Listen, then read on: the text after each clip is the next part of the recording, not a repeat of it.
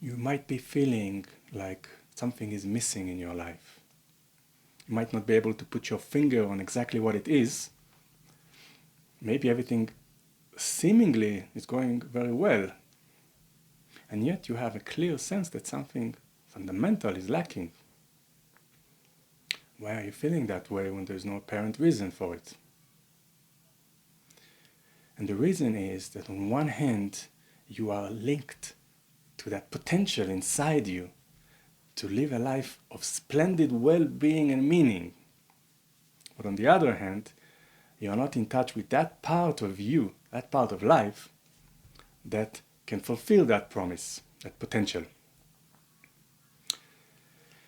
Meaning you are in touch with that intuitive knowing that there is more to life, but the tool you are using and the place you are searching for it is not going to yield it. It can't. It's impossible. Meaning we all have this wonderful, sacred impulse to be well, but in the absence of meeting our deeper self, our soul, our essence, all we have to do, all we have to work with is our mind. The mind is a combination of thoughts, emotions, and perceptions, and it's a storehouse of our memories and conditionings. The ego, which is like another word for the mind in this context, is the mind calling himself me. It's the type of identity, virtual identity, that the mind finds within his own sphere. When we have only that faculty to work with in order to find that well-being we feel we know we can have, the result is just frustration, because the mind is operating on a very superficial level. It's a function. Well-being is absolutely available, but it's found way deeper, and the mind can never reach there. That's a very frustrating position to be in, but it's also a very promising one. The result of this misplaced impulse, the fact that we have no other choice but to hand this job to the mind, is very painful. Is the kind of feeling I guess you are feeling. I was feeling it as well when I was entering the spiritual path. It was a crucial compass for me. It showed me constantly that until I find that meaning, I have not found anything, in a way. I remember being in the north of India for the first time, surrounded by absolutely stunning green mountains, and it was spring, so the blossom was also coloring everything. It was absolutely magnificent. And yet all I wanted to do was jump off a cliff, because I just felt this agonizing emptiness, because the function I had at the time was just this superficial mind, and it cannot feel beauty, it cannot feel meaning, it can see, and it can interpret. That's not it. The question is why, how come everybody around seems to be quite okay? Are they?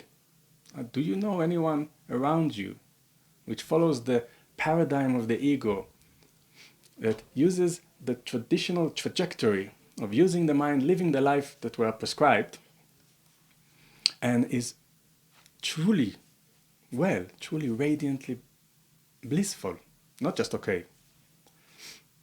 I imagine you don't, because I've never met one. I've met people who are very well, but the way they found it is different. They found their essence. Some people use distraction in order to move away from dealing with that hole that is so evident for some of us, for you, I guess. There's so many ways to be distracted. I mean, you can see society has actually, unknowingly and definitely not in a sinister way, has created a whole, a full society based on hiding that hole and somehow going through life. Other people feel that lack, don't really know why, but they project some salvation in the future. They think something in the circumstances will change and will solve things. It will not. Because the solution is not in the mind. It's not in arranging circumstances or thoughts and emotions. Other people just feel not so good about life.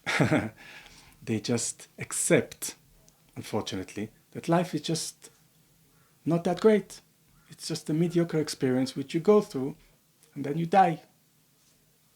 And then there are those, which I believe you are one of them, because you are watching this video, that are not okay with it, that within themselves or outwardly are saying, the emperor is naked. Don't you see that this is not it? It can't be it. This is not a pleasant experience, perhaps, to look directly in the wound, but it's a very important one because it opens the way to actualize it. And I'm overjoyed to tell you that without a doubt it is possible to actualize it. There is a life of unconditional well-being, bliss, meaning, purpose. And that's not just a potential, it's who you are right now. It's your natural state. All you need to do is to shift your identification, to shift your view of life from the mind, from the ego, to that silent essence that you may not know at this point, but there is a very sober, step-by-step way to accomplish it, to move yourself from being the ego to being your deeper self, to being your soul. To conclude, that sense of lack you have in yourself, that you sense that something fundamentally is missing, is very positive. It is a result of feeling that promise inside you, feeling directly that impulse to be well, but not having yet the tools to actualize it. For that, you need to shift from the mind to your soul, and it is entirely possible because you are that soul.